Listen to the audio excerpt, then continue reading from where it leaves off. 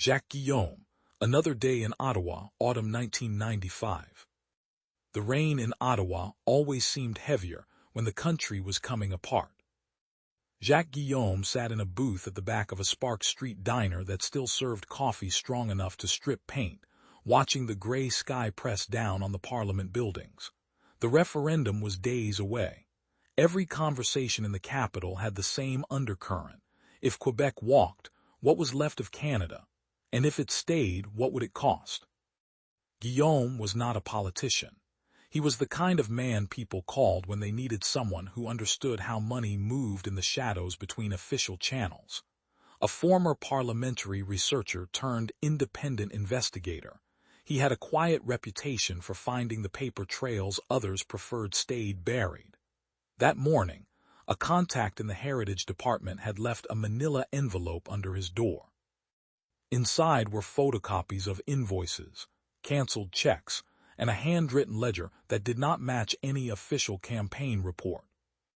The numbers pointed to Option Canada and the Canadian Unity Council. By late October 1995, the federal side was spending heavily. Official limits under Quebec's referendum law capped each side at roughly $5 million. The No Committee reported staying under that ceiling. The documents in Guillaume's envelope told a different story. Federal money, millions from the Department of Canadian Heritage, had been flowing through the Canadian Unity Council into Option Canada, a group set up only weeks before the vote. The money paid for advertising, polling, organizers' stipends, and according to the ledger, a network of consulting fees that landed in the hands of liberal organizers, and in a few cases, people connected to sitting MPs. Guillaume traced the bus rentals first. Invoices from Ottawa and Toronto showed federal Liberal MPs, names attached to the charters that brought thousands of people to the big Unity rally in Montreal 3 days before the vote. Paul de Villers, Dennis Mills, Barry Campbell, Dan Boudria, and others appeared on the paperwork. The amounts were not enormous tens of thousands for coaches, but they were never declared under Quebec spending rules. The rally itself, the famous Love-In, remained officially unaccounted for in the formal campaign books. Judge Bernard Grenier would later conclude that at least $539,000 of Option Canada money had been spent illegally during the regulated period. At the time, Guillaume only knew the paper trail smelled wrong. He dug deeper. In quiet meetings in hotel rooms near the Byward Market and in private clubs on Wellington, the conversation kept returning to the same theme. Full sovereignty was a gamble no one in the federal leadership truly wanted Quebec to win.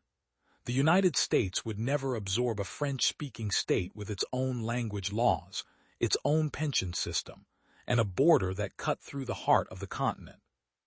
Independence meant economic uncertainty, possible partition of the North, and years of negotiation over the debt and the dollar. Special status, distinct society recognition, veto powers, cultural guarantees, looked safer. It kept Quebec inside the Federation while giving the nationalists enough to claim a victory of sorts. The money followed that logic.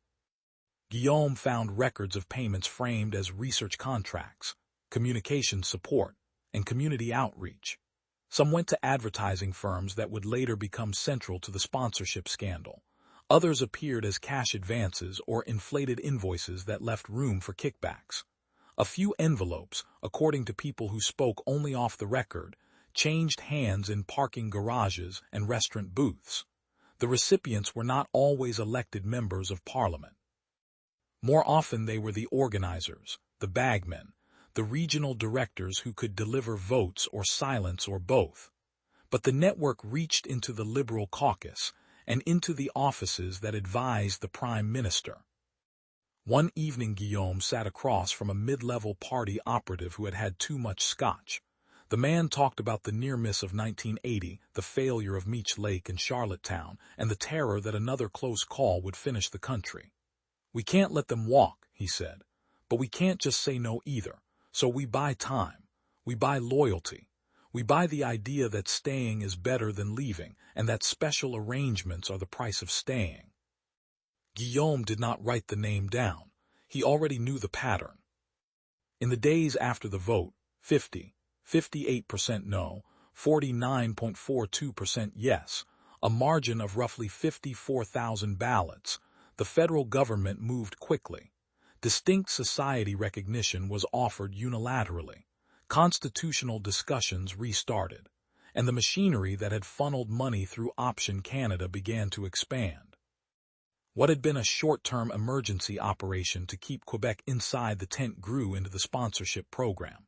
Hundreds of millions spent on federal visibility in Quebec, much of it routed through a small group of advertising agencies, with commissions and kickbacks flowing back to liberal organizers.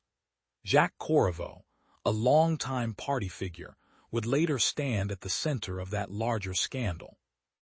The Gomery inquiry would document the envelopes of cash, the fake invoices, and the culture of entitlement that followed the referendum scare.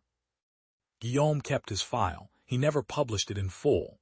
Some of the names were too well protected, some of the transactions too carefully layered, but he understood the logic. The people moving the money did not want Quebec to leave. They also did not trust that pure persuasion would be enough. So they spent, they organized, they paid. And when the narrow victory came, they built a permanent system to make sure the scare never returned. On a cold November night in 1995, Jacques Guillaume walked along the Rideau Canal, the lights of the Parliament buildings reflected in the black water. The referendum was over. The country was still in one piece. The cost of keeping it that way was already being tallied in ledgers that would take another decade to surface. He lit a cigarette, watched the smoke disappear into the rain, and wondered how many more envelopes were still changing hands in the dark.